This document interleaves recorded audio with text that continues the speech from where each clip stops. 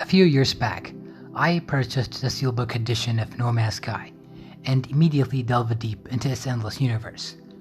Out of genuine curiosity to witness the state of evolution in the Day Zero realm, I played the game without updating it. For about 2 weeks, I lived in the empty and hollow universe that was riddled with false lies and promises from Hello Games, the vanilla version we all rained the storm of criticism on. And for all the frustrations, I still loved it. But I didn't know it. At least not yet. But then, the decision to update gripped and tempted me, to which I gave in. I proceeded to install the latest version, and at first sight of launching this almost completely new game, I adored everything within sight. The slick textures, colors, the planets, the worlds, the mechs. Everything seemed so amazing and lively, and I proceeded with the exploration here as well, into the near-infinite universe.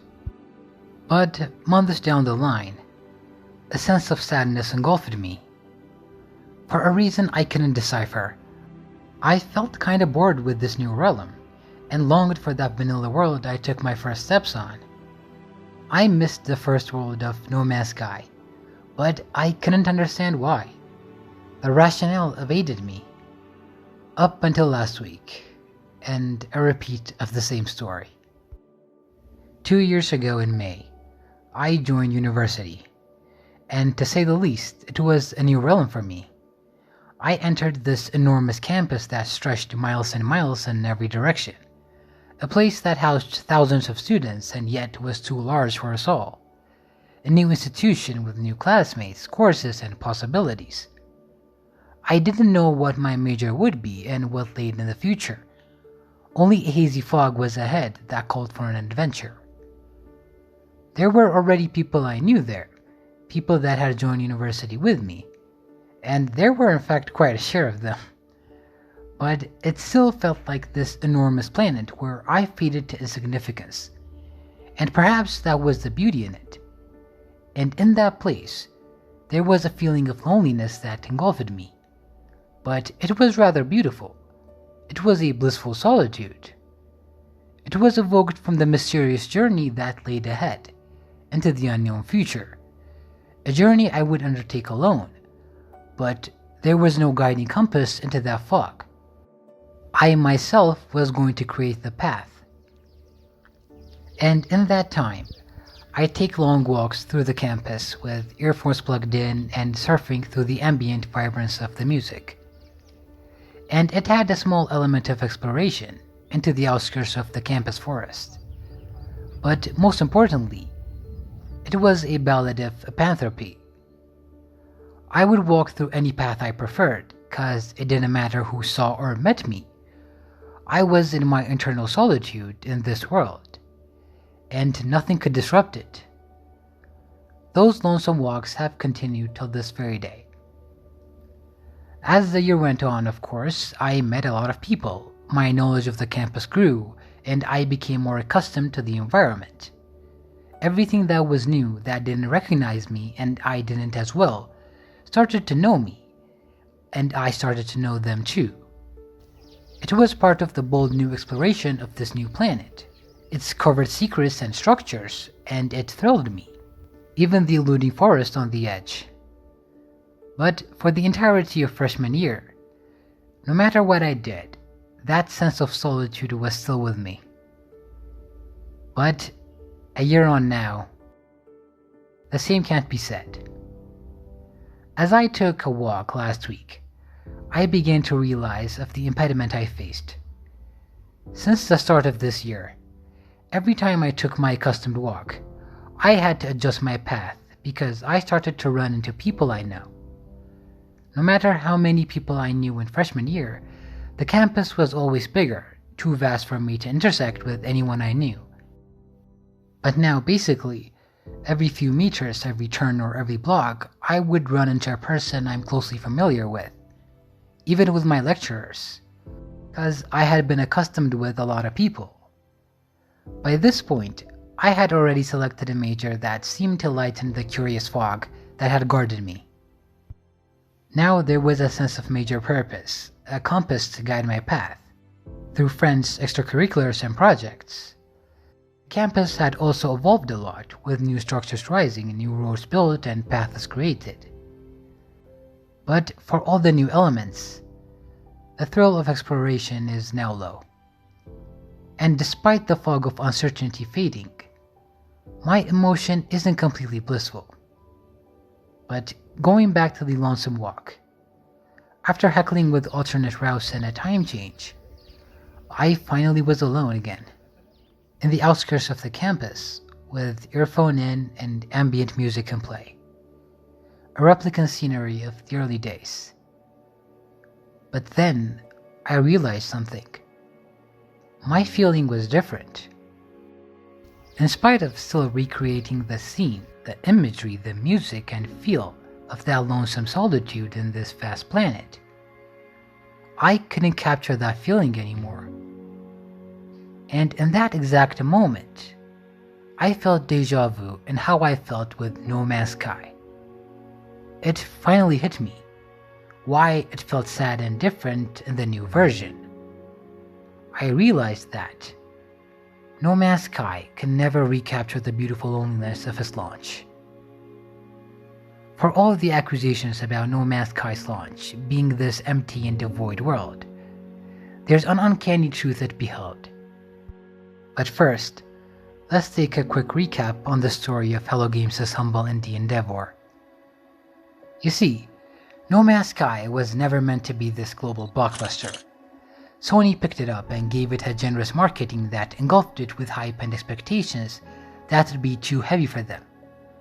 But a mixture of false promises and overzealous lies resulted in a launch that many thought would doom the game to oblivion.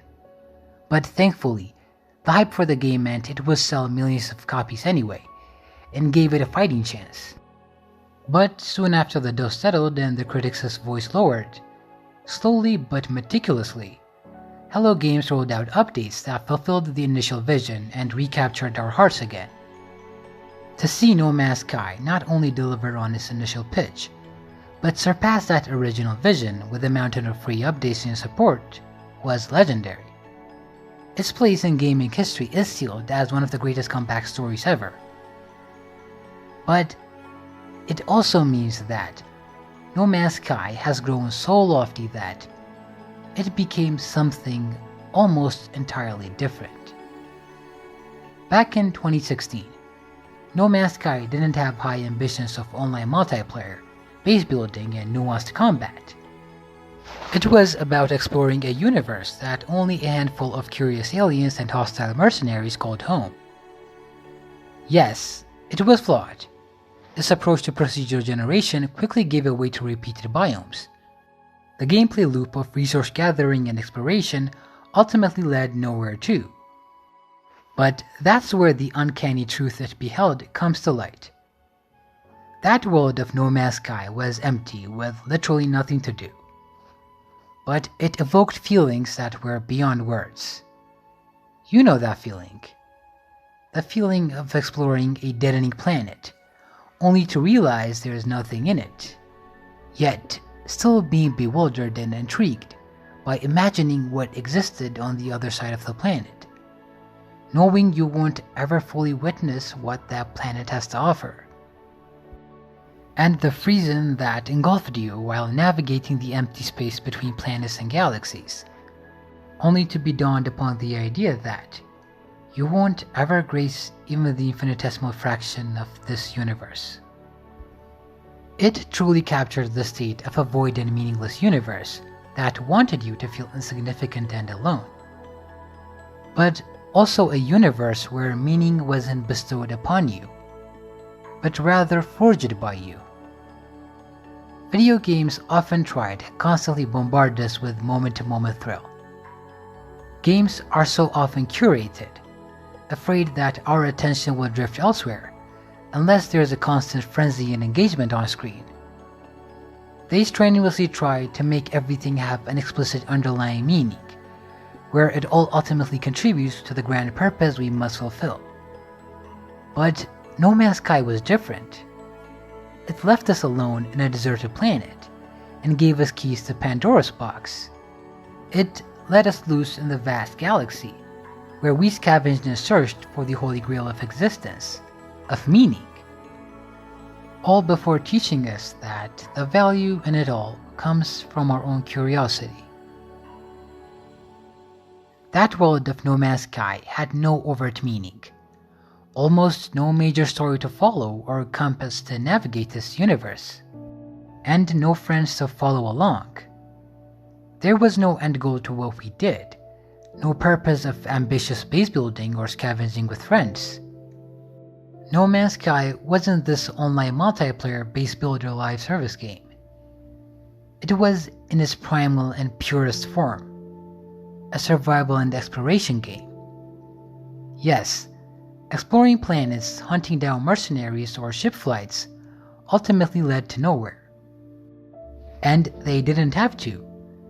The purpose of the journey laid in the oddity and peculiarity of the unknown.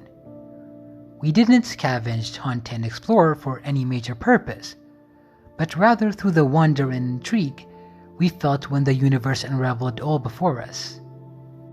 We rather entered the fog of uncertainty, and our marvel took us across galaxies. We ourselves gave meaning out of an inexplicable curiosity. The Japanese have a word for it: Yugian. There's no direct English equivalent for it, and there shouldn't be. But we've all experienced it, you see? Yugian is the feeling you get when you see a distant mountain that conceals the horizon, and you wonder what lies beyond it. You experience it when you see wild geese flying, and suddenly disappearing into the clouds. You feel Yugian when you look up into the stars at night, and an intriguing emotion of marvel engulfs you. It evokes something in our imagination that's beyond words and ordinary experiences. Lonesome journeys of resource harvesting and alien combat often curated my adventure with memorable times. Yet, those weren't the best bits of No Man's Sky. The most precious moments were when I'd climb the mountains of a snowy planet and look beyond the horizons, with that tingling sensation and wonder of what lies on the other side. Or the few minutes in the vacuums of space, where I stopped on my pilgrim to the center of the galaxy after running out of fuel. But instead of harvesting minerals for energy, I merely kept staring into the distant black hole, wondering where the holy grail of the universe was. This was the revelation I felt 2 weeks ago. It dawned on me that I missed that melancholic world, the meaningless and empty realm where you found purpose in the acceptance of the void itself. The times where your search for meaning wasn't defined by all your mechs, bases you build, or scavenges with your friends, but rather through the journey you curated for yourself. Yes, you were alone, but that was where the beauty manifested, in the solitude, and in that essence of Yugian, in that lonely journey across the universe. I adore what No Man's Sky has become, the same way I love what my university has. I'm grateful for all the people I got to know, the adventure we went on, and the new established path of pursuing a major. I'm still curious for the newly listed structures and roads. And I'll also look forward to meeting new people and engaging on a new journey. But everything seems so curated and guided now. And in some sense, it has resembled a kind of explicit meaning. But that's why I'll also miss the feeling of solitude in an immense world. Back then, there was no major to fixate on or path to follow. The time where I didn't know almost anyone or what laid ahead in the fog of uncertainty, only to start a lonesome journey into the horizon. I was creating my own path. The days where I'd go to the library on my own and be reading all the different courses that didn't even relate to my major, simply out of curiosity, and writing essays and YouTube scripts in hope of one day sharing them with everyone. Yes, it was a lonesome journey, but that was the beauty in it. In the same way, I'll always love the rich and vibrant new world of No Man's Sky, but I will never forget the awe of losing myself in a hollow realm, a beautiful loneliness in an endless universe.